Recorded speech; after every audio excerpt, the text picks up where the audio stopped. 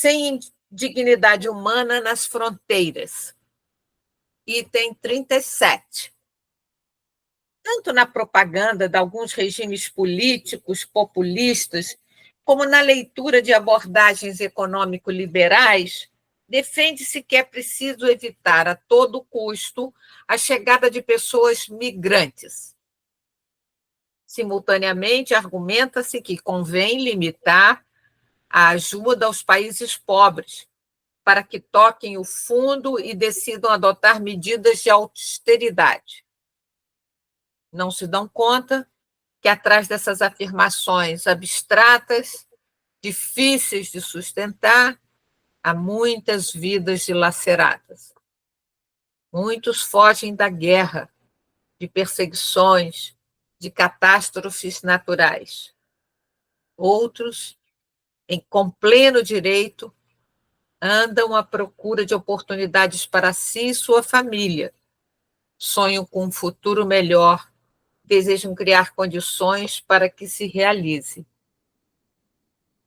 Item 38. Infelizmente, outros são atraídos pela cultura ocidental, nutrindo por vezes expectativas irrealistas que os expõem a pesadas decepções.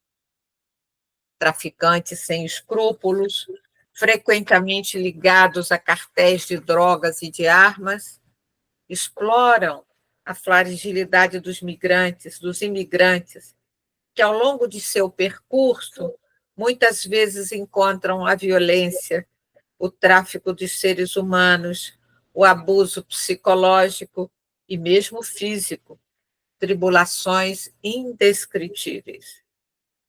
Pessoas que emigram experimentam a separação do seu contexto de origem e, muitas vezes, também um desenraizamento cultural e religioso.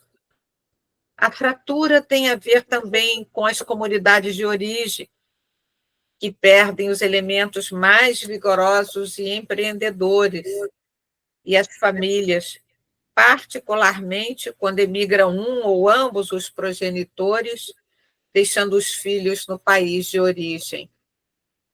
Por conseguinte, também deve ser reafirmado o direito de não emigrar, isto é, de ter condições para permanecer na própria terra. Item 39. Ainda por cima, em alguns países de chegada, os fenômenos migratórios suscitam alarme e temores, frequentemente fomentados e explorados para fins políticos. Assim se difunde uma mentalidade xenófoba, de clausura e retraimento a si mesmos. Os migrantes não são considerados suficientemente dignos de participar na vida social como os outros, esquecendo-se que têm a mesma dignidade intrínseca de toda e qualquer pessoa. Consequentemente, têm de ser eles os protagonistas da sua própria promoção. Nunca se dirá que não sejam humanos, mas na prática, com as decisões e a maneira de os tratar, manifesta-se que são considerados menos valiosos, menos importantes, menos humanos. É inaceitável que os cristãos partilhem essa mentalidade e essas atitudes, fazendo às vezes prevalecer determinadas preferências políticas em vez das profundas convicções da sua própria fé. A dignidade inalienável de toda pessoa humana, independentemente da sua origem, cor ou religião, e a lei suprema do amor fraterno. Item 40. As migrações constituirão uma pedra angular do futuro do mundo. Hoje, porém, são afetadas por uma perda daquele sentido de responsabilidade fraterna sobre o qual assenta toda a sociedade civil.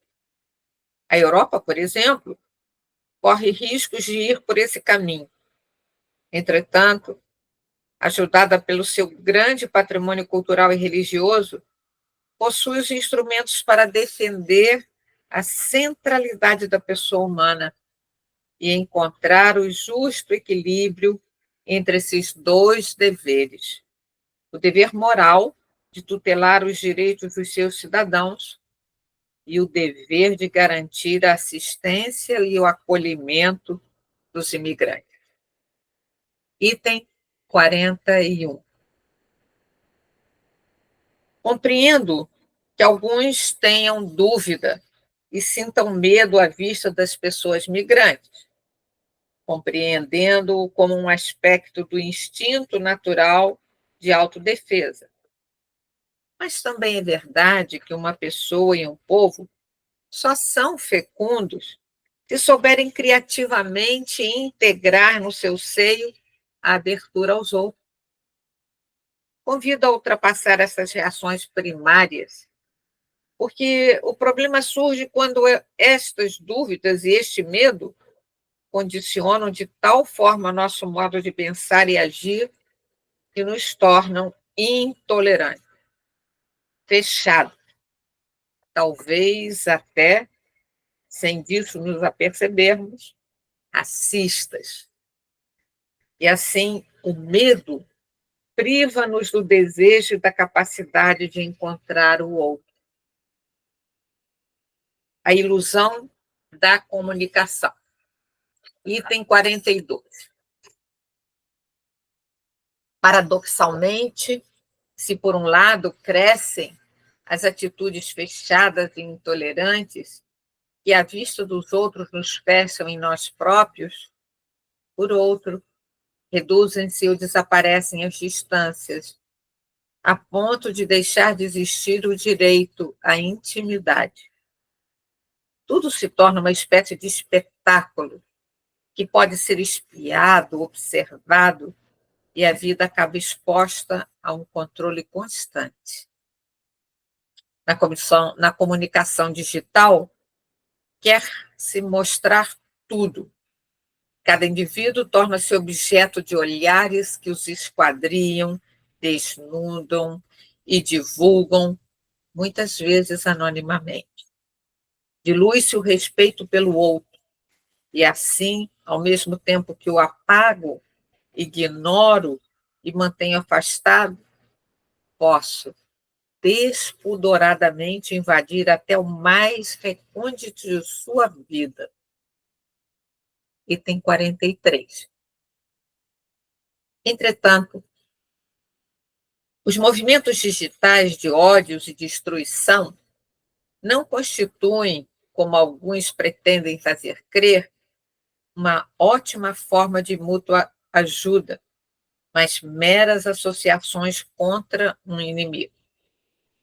Além disso, os meios de comunicação digitais podem expor ao risco de dependência, isolamento e perda progressiva do contato com a realidade concreta, dificultando o desenvolvimento de relações interpessoais e autênticas.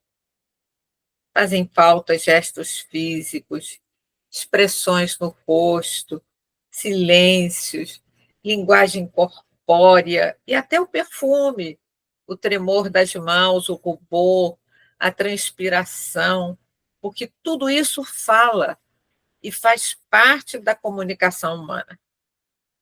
As relações digitais, que dispensam da fadiga de cultivar uma amizade, uma reciprocidade estável e até um consenso que amadurece com o tempo, tem aparência de sociabilidade, mas não constroem realmente um nós. Na verdade, habitualmente dissimulam e ampliam o mesmo individualismo que se manifesta na xenofobia e no desprezo dos frágeis. A conexão digital não basta para lançar pontes, não é capaz de unir a humanidade.